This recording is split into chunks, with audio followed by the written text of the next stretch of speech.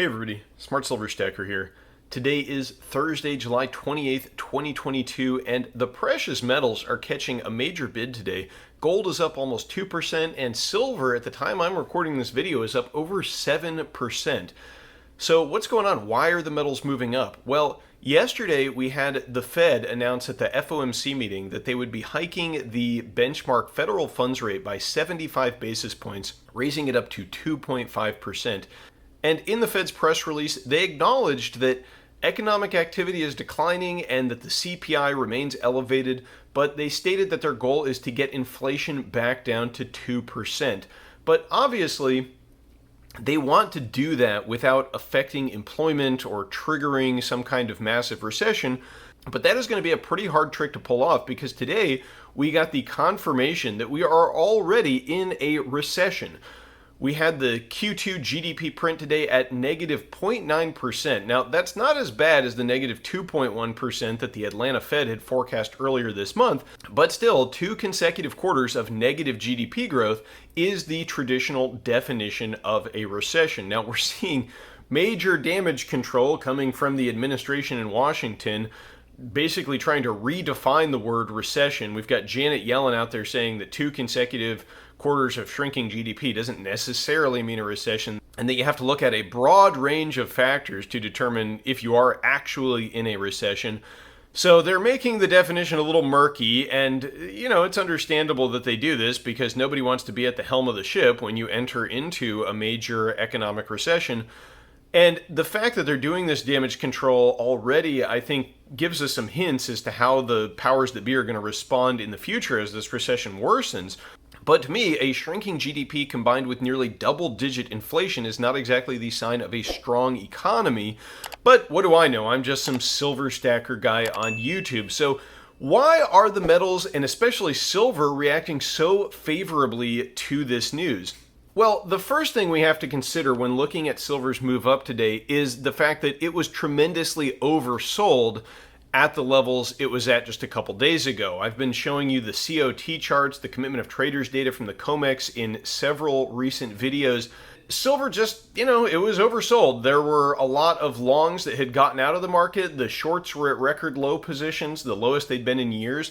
And so, some kind of a pop was in the cards. But why specifically this news from the Fed and the fear of a recession? Why is that driving the metals higher? Well, we're going to talk about that in just a minute. But first, I do want to say a quick thank you to channel sponsor Silver Botanicals. This is one of the silver dimes that you can get right now with our promotion that we have with Silver Botanicals for the month of July and August. If you head over to silverbotanicals.com, there's a link down in the description.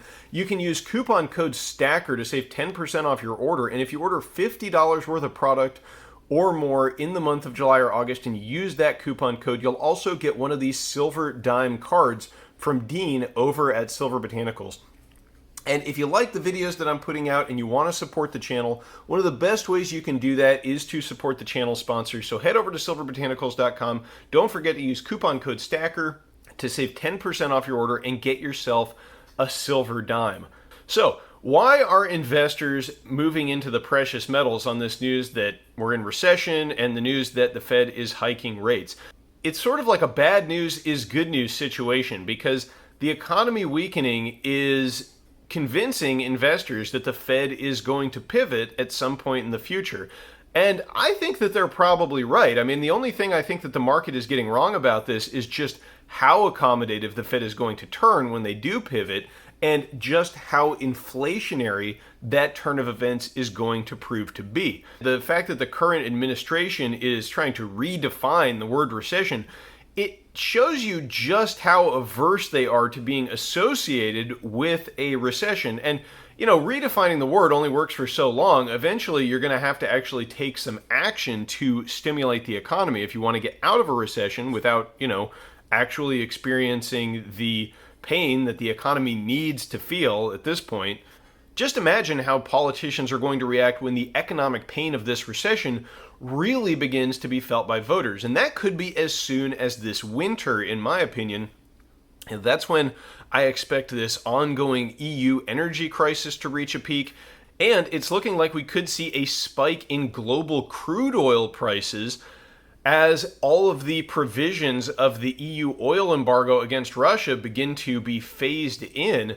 Don't forget this winter, European and British insurance companies are going to stop insuring Russian oil transport ships.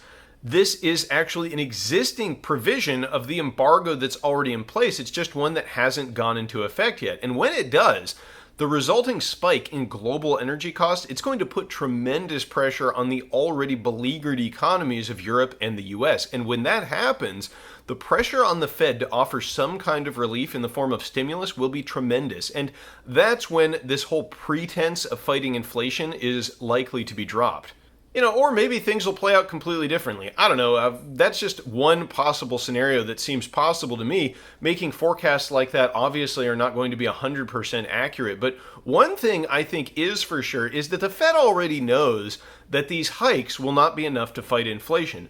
Why are they hiking at all if that's the case? Well, it's to get as much firepower as they can for when they inevitably are forced to reverse course. Because it's pretty hard to stimulate an economy when rates are already close to zero. I mean, at that point, what do, right? And 2.5% isn't much better, or 3.5 or 4.5%, or however high they actually manage to get the federal funds rate before they are forced into their inevitable capitulation and reversal.